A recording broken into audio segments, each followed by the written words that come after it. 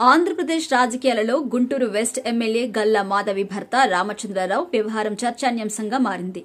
తన స్థిరాస్తి వ్యాపారం కోసం పొలం అమ్మలేదు అని కమ్మ వెంకటరావు అనే వ్యక్తిని రామచంద్రరావు వేధించాడు.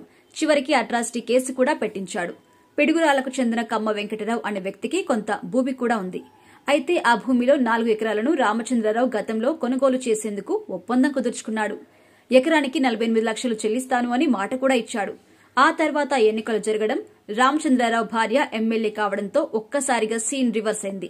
దీంతో రామచంద్రరావు గతంలో వెంకట్రావుతో కుదుర్చుకున్న ఒప్పందానికి తిలోదకాలు ఇచ్చాడు.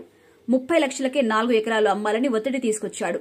లేకుంటే పోలీసుల చేత ఇబ్బంది పెట్టిస్తాను అని హెచ్చరించాడు.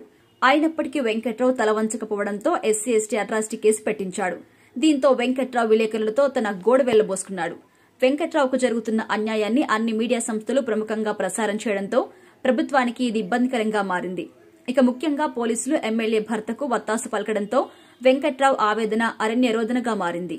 మరోవైపు ఈ విషయాన్ని ఒక పత్రిక ప్రముఖంగా ప్రచురించడంతో ఎమ్మెల్యే భర్త అసలు రూపం బయట ప్రపంచానికి తెలిసింది.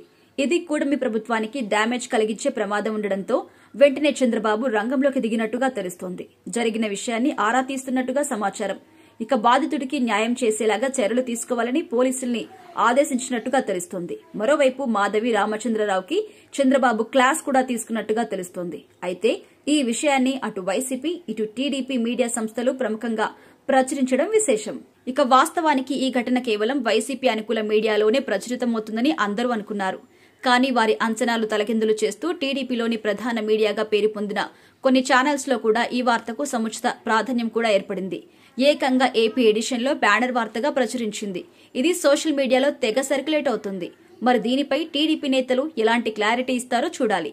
ఇక మరోవైపు ప్రముఖ పత్రిక ప్రచురించిన ఈ కథనం ఏపీలో సంచలనంగా మారింది. ఇది సోషల్ మీడియాలో తెగ సర్క్యులేట్ అవుతుంది.